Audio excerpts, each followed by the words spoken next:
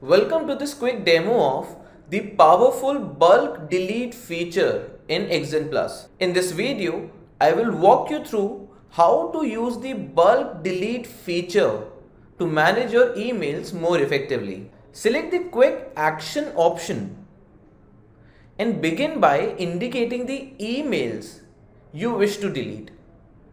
Firstly, you can opt for the mail folder section where you can choose the emails you want to delete.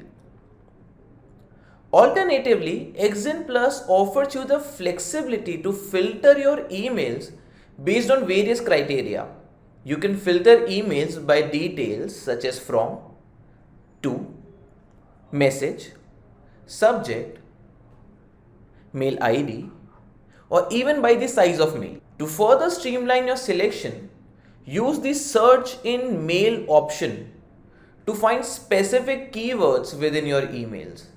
You can also narrow down your choices using the attachment name, attachment type, and search in attachment features. Additionally, search by tag option lets you categorize your emails for easy deletion.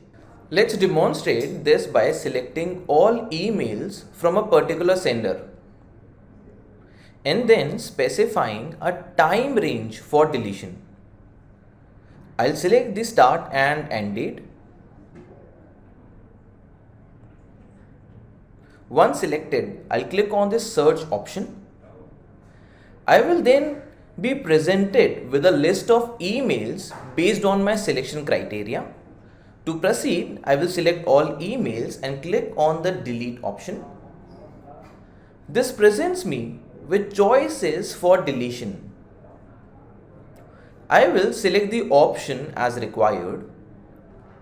By tapping Move Selected to Trash, deleted emails are moved to the trash folder, offering a safety net for potential recovery if necessary.